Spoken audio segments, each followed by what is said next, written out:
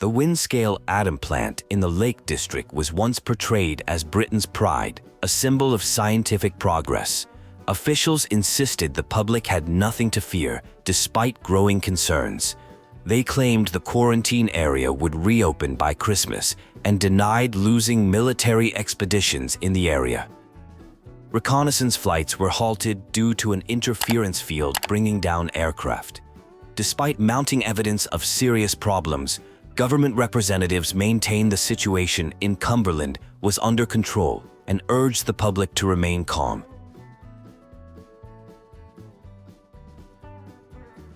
An injured individual trapped in the Windscale quarantine zone provides crucial information about accessing the facility. They explain that Windscale is where everything went wrong, and that the interchange is the only way to reach it.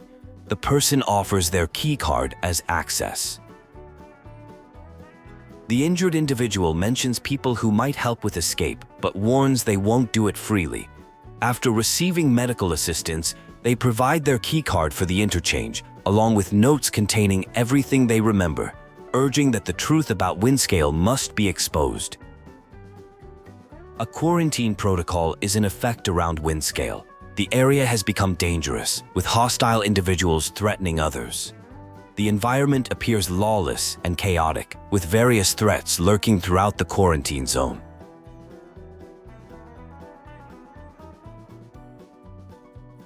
Nat, a local survivor, explains that the quarantine zone has been sealed off for years following a disaster at the government facility.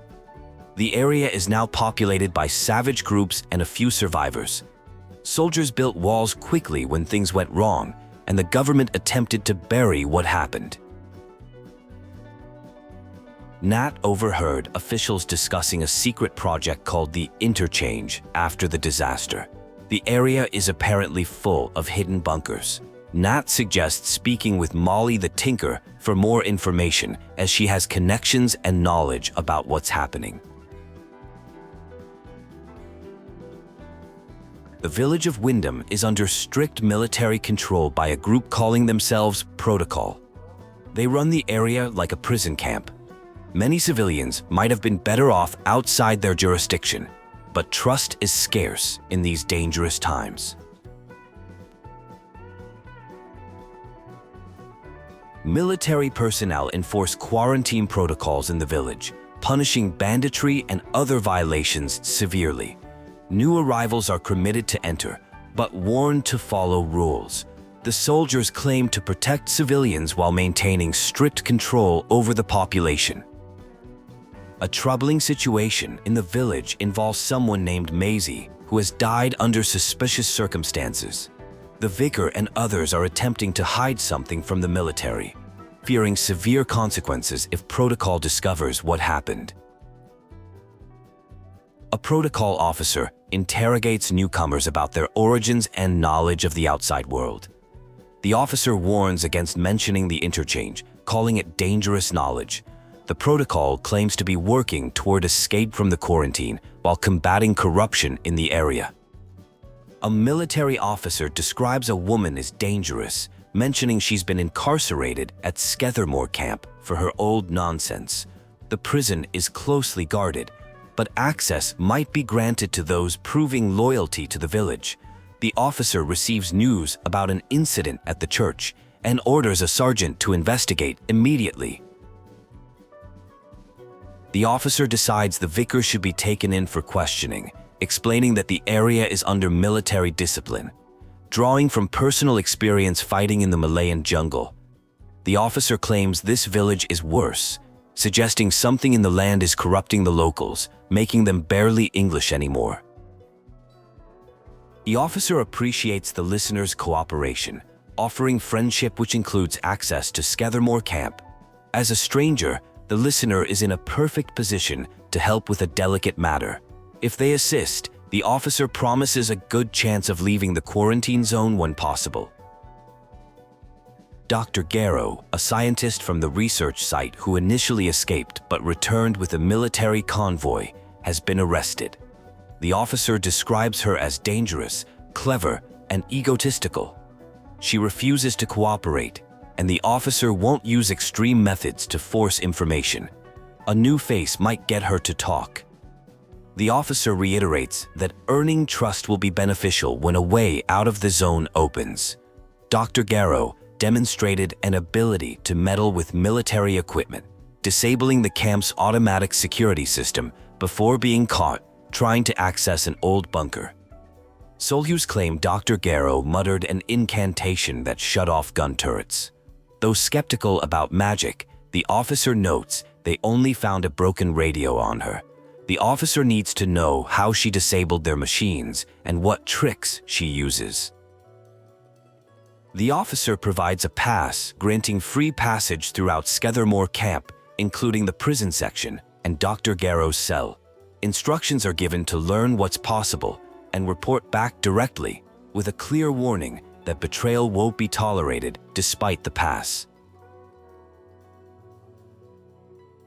A shopkeeper nervously confirms they're not with the soldiers and runs a lawful establishment following protocol. They're suspicious of strangers and the soldiers who dig into everyone's business. Despite claiming to have nothing to hide, they're reluctant to trust newcomers. The shopkeeper becomes hostile upon learning the listener sides with the protocol and soldiers. They mention people come to barter regularly and might have new items available later. Throughout the area, announcements warn about reporting signs of corruption early. Alf Buckshaw welcomes the listener to the last pub in Cumberland, noting it's rare to see new faces. He explains that Captain treats strangers better than villagers, not because they're special, but to get their measure and possibly learn about ways out of the quarantine zone. A prisoner named Garrow encounters someone unfamiliar in the facility. Realizing this person isn't a guard, Garrow immediately seeks their help for escape, claiming to be the only one who can resolve the ongoing situation. Garrow reveals having built the facility and positions herself as more valuable than the captain who's apparently after her. Garrow explains her plan for escape, describing a special device called a signal redirector that can bypass security systems by altering power signal polarity. The device was confiscated and mistaken for a broken radio. She instructs that it must be retrieved from the security office and used to redirect power to a nearby control room to unlock the cell doors. The escape plan succeeds. The prisoner and helper manage to break out, triggering an alert throughout the facility, announcing Garrow's escape and warning citizens about this dangerous fugitive. After escaping, Garrow expresses gratitude to her liberator.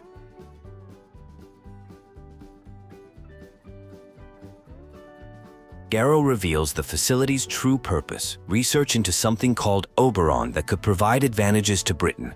Originally slate caverns, the site was repurposed for scientific research when the government realized its significance. Despite questions about the intruder's presence, Garrow offers a deal: mutual assistance to help each other escape. Garrow proposes a specific arrangement. If the liberator helps recover her research notes from the robotic section's lower level using the signal redirector, she'll provide assistance in return. She emphasizes the importance of discretion and warns against touching anything unnecessary during the mission. A military captain confronts the intruder about Garrow's escape, initially suspicious of collusion. After explanation, the captain acknowledges the help provided and reveals a new problem.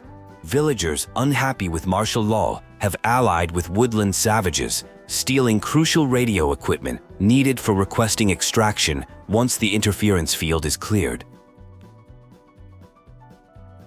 A mysterious broadcast interrupts, delivering a cryptic message about Oberon. Oberon must die. If Oberon is dead, then the way out will open. The message warns against trusting others who offer escape and insists on trusting only the anonymous broadcaster. Outside the facility, the intruder encounters a trader named Molly who offers items for sale. She reveals information about secret bunkers built by scientists before an accident at a nearby atom plant. For trading, she provides gossip about outlaws discovering a sealed door labeled the Interchange near a quarry, and information about a wrecked military convoy. The Druids are a mysterious group known for wearing masks and living in Casterfell woods. They are suspected of blowing up a bridge using dynamite, which is unusual as they hadn't previously attempted such large-scale actions. Their presence was noted all over the area after the explosion. The speaker mentions that Molly will be available if anything is needed. Joyce Tanner introduces herself as part of the investigation team on Convoy 5. When meeting someone new, she expresses relief at encountering someone who isn't hostile. Joyce explains she is a communication specialist who was drafted along with Dr. Garrow for an expedition that went wrong when their bridge was destroyed and they were attacked by masked assailants, likely leaving her as the sole survivor.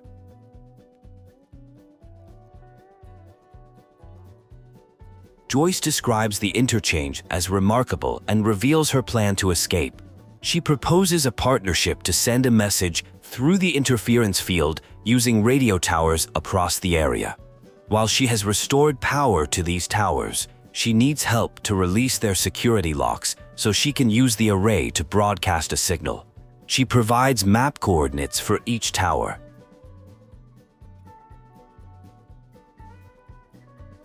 A speaker expresses suspicion about Joyce Tanner's survival from the convoy ambush without injury, noting her unusual interest in secure systems. They suggest keeping distance from her. Later, the same person speaks about retrieving classified notes, defending scientific work as necessary for Britain to compete globally, and claiming all decisions were made for the project's benefit. The speaker reveals that sensitive research information is stored at an external data store in Casterfell and requests help retrieving it. They emphasize two critical points. A specific command genera must be run after accessing the data, and nothing should be removed from the bunker due to classification concerns. They provide a keycard and mark the bunker location on a map. The speaker commends the remarkable achievement of bringing the facility back to life. They offer a way out in exchange for help tying up loose ends, claiming no one understands the place better than they do. They reiterate the importance of the Casterfell Dam data store and remind about running the command they previously provided when finished there. A glimmer of hope emerges with the possibility of accessing radio towers. Survival depends on establishing communication and destroying Oberon. The mysterious voice repeatedly emphasizes that Oberon must die, presenting this as the only path forward to escape. The Windscale Plant must also be destroyed. After Oberon's death is confirmed, a foreboding message indicates something significant will end tomorrow. This creates tension about upcoming events that will dramatically change the current situation. An accusatory voice condemns attempts to escape and destroy its presence.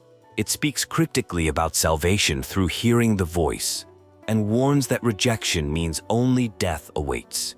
The entity describes humans as mere atoms of flesh, and claims fate is not friendly to those who refuse its gift.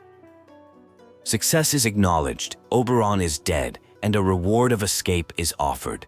Something unidentified is definitely lurking nearby, creating an atmosphere of lingering danger despite the apparent victory. A mysterious entity offers thanks and philosophical observations about identity being defined by actions. The entity releases gas, claiming it's necessary and promising survival. There's an implication that the voice might be just in the mind, raising questions about reality. Oberon's death and the Windscale Plant's destruction are confirmed. The interference field should fade, potentially allowing the outside world to discover what happened.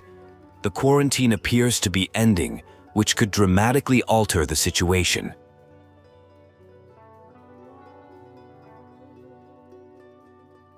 A call to escape to the castle in the woods beckons.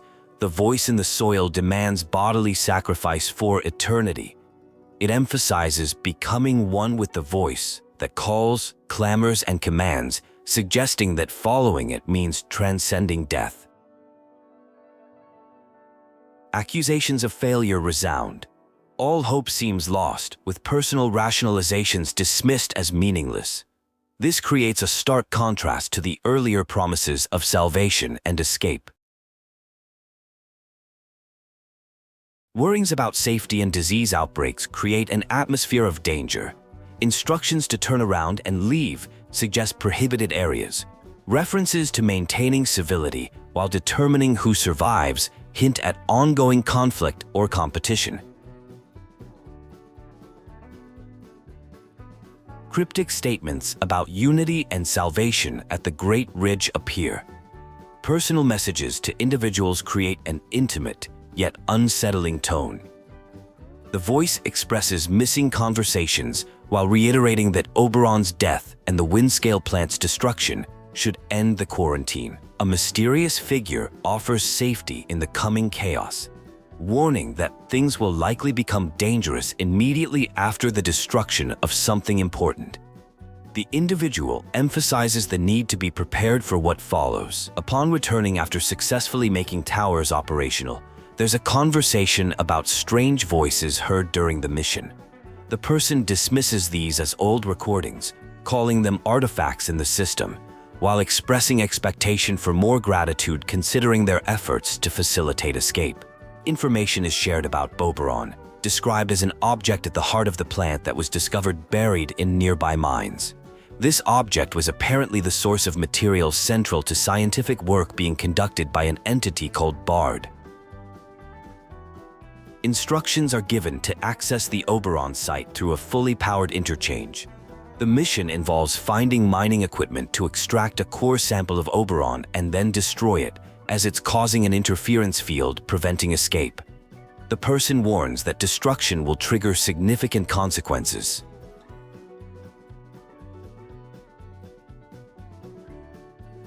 After an apparent attempt to destroy Oberon, an ominous voice condemns the action, speaking cryptically about salvation through the voice, and threatening a life of isolation and eventual death to those who reject it.